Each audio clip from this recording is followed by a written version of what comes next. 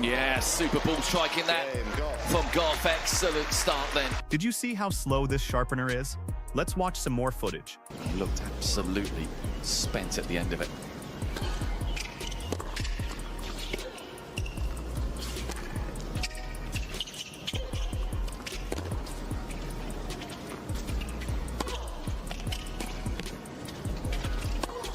However, it is early days and she might...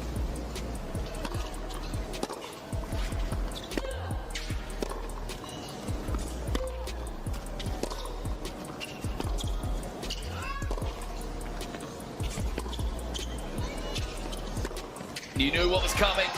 Did you see how slow this sharpener is? Let's watch some more footage. They say the court is a sanctuary where only the ball and the lines matter.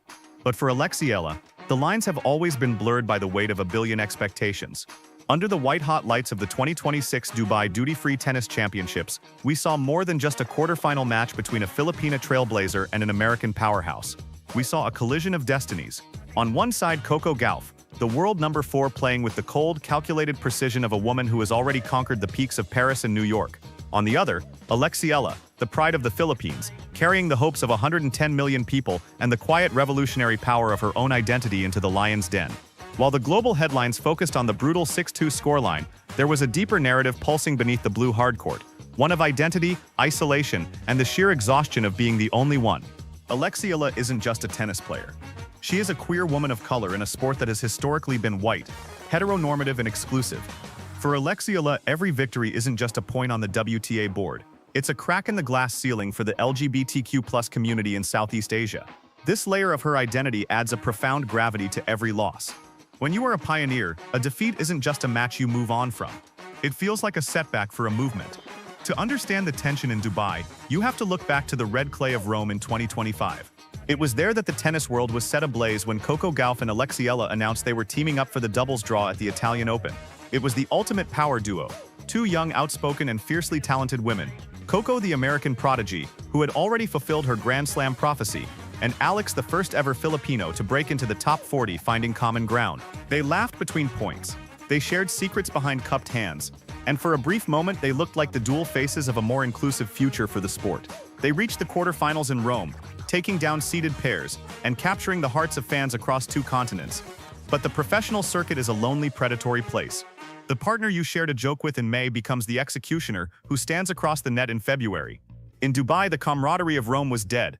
Coco Gauff didn't walk onto center court looking for a friend. She walked on looking for blood. She had just survived a grueling 3-setter in the previous round, committing 16 double faults and nearly crashing out against Elise Mertens.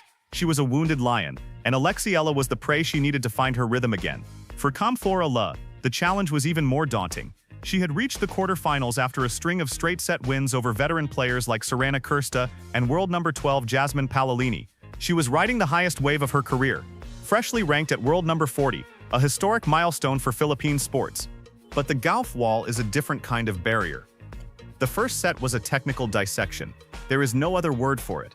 Coco Gauff, playing with what she described as a new lease on life, was painting the lines with a level of precision that felt almost personal. The 6-0 scoreline wasn't just about Eala playing poorly, it was about Gauff playing perfectly. Every time Eala tried to inject pace, Gauff absorbed it and fired back a winner. Every time Eala tried to use her signature left-handed slice, Gauff stepped in and crushed the return. The crowd at the Aviation Club, dominated by thousands of overseas Filipino workers who had traveled from across the Emirates, was eerily silent. This wasn't the Laban Alex energy we saw during her historic upsets over Iga Swiatek and Madison Keys during her Miami run. This was the sound of a national dream being dismantled in real time. Analytically, the struggle was visceral. Eala's second serve, which has been the focal point of her development at the Rafa Nadal Academy in Mallorca since she was 13, was sitting up like a target in the Dubai air. Gauff, knowing Eala's game intimately from their time as doubles partners, didn't hesitate. She was attacking the serve before Eala could even recover her stance. It was a technical dissection of a friend's weaknesses. For Eala standing there in the heat, the realization must have been crushing. The person who knows your game best is often the person most capable of neutralizing it on the court. As the second set began, the match transitioned from a sports event to a psychological study. Eala managed to hold serve, finally getting on the board. A roar erupted from the Filipino fans, a desperate, hopeful sound that vibrated through the stadium. For a moment at 2-2, it looked like we might have a contest.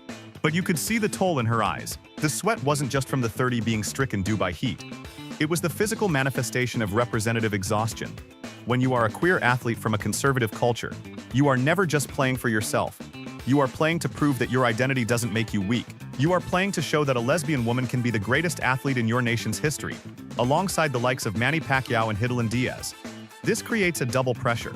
If you lose, do you let down your country, or do you let down the community that looks to you for courage? Every unforced error felt like a referendum on her journey. Every brilliant backhand winner was a temporary shield against the critics who, despite her success, still struggle to accept her whole self. Eala has spoken openly about her work ethic, being a standout since she was 7 years old, dedicated to the less fun parts of training. But under the lights in Dubai, the fun seemed 1,000 miles away. She was the world number 47, facing the world number 4. She was the trailblazer facing the gold standard. Gauff, sensing the shift, tightened her grip. She broke Eala in a grueling 6th game and never looked back. By the time Gauff served for the match at 5-2, the result was a formality. But the impact of the match lingered long after the final handshake. That handshake was brief, a professional acknowledgement from Coco, but a hollow, distant gaze from Alex, the girl who had stunned the world in Miami. The woman who had conquered the SEA Games gold and broken into the top 40, looked like she had aged a decade in 67 minutes. We have to ask ourselves, what is the cost of being a pioneer? To be Alex Eala in 2026 is to be a lightning rod. In the Philippines, she is a mural at the Rizal Memorial Sports Complex, a standard bearer for Gen Z, and a Globe ambassador. She is the face of a new era of tennis in a basketball-crazy nation. But that face is also one of a queer woman, navigating the complexities of visibility. Every match is a battleground, not just for points but for space. The defeat to Gauff was a reminder of the ultimate truth of the tour. It doesn't matter what you stand for, if you can't hold your serve against the best in the world. The tour is a meritocracy that doesn't care about your narrative. While Coco Gauff advances to the semifinals, declaring that hopefully gold can happen in Paris, Alex Eala is left to navigate the aftermath. She has already achieved what no Filipino has ever done: Grand Slam main draw victories, a WTA 125 title in Guadalajara, and a career-high ranking of 40.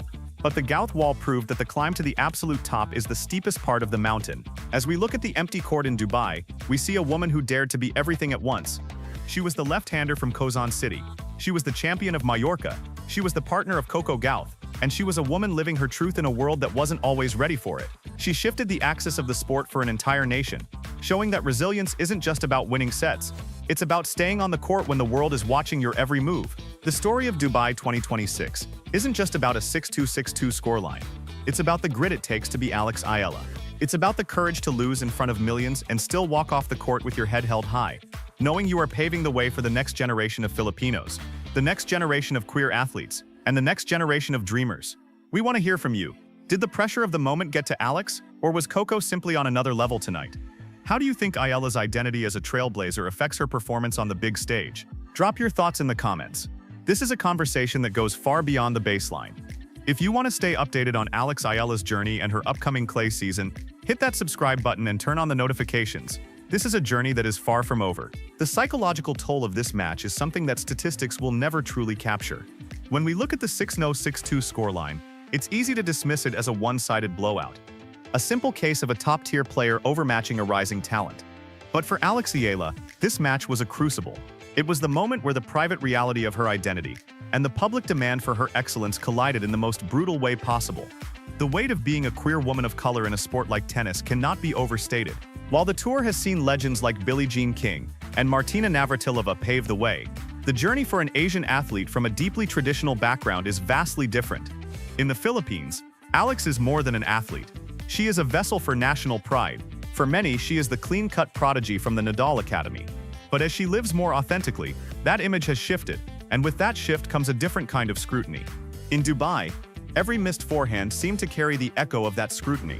The internal battle to stay focused while being a symbol is an invisible tax that players like Coco Gauff, despite their own pressures, don't necessarily have to pay in the same way. Furthermore, we must look at the tactical evolution of this rivalry. In their doubles days, Coco was the mentor, the one providing the big sister energy on the court. She knew Eala's tendencies, where she likes to go on the big points, her favorite angles on the backhand, and how she reacts when she's pushed deep into the deuce corner. In this quarterfinal, Gauff used that intimacy as a weapon. She didn't just play the ball, she played Alex's nerves. By staying silent and clinical, Coco denied Alex the emotional connection they once shared as partners. It was a stark reminder that at the elite level, the baseline is a border that even the closest friendships cannot cross. What happens next for Alex Eala is the most critical question of her career. Does she lean into this identity and the pressure, or does she find a way to separate the person from the player? The Gauff masterclass in Dubai was a painful lesson. From Serena to Sharapova, the path to the top is paved with humiliating losses that force a total recalibration of the soul. For Alex, the recalibration is about more than just a second serve or a return of serve. It's about finding a way to carry the rainbow in the sun without letting them crush her.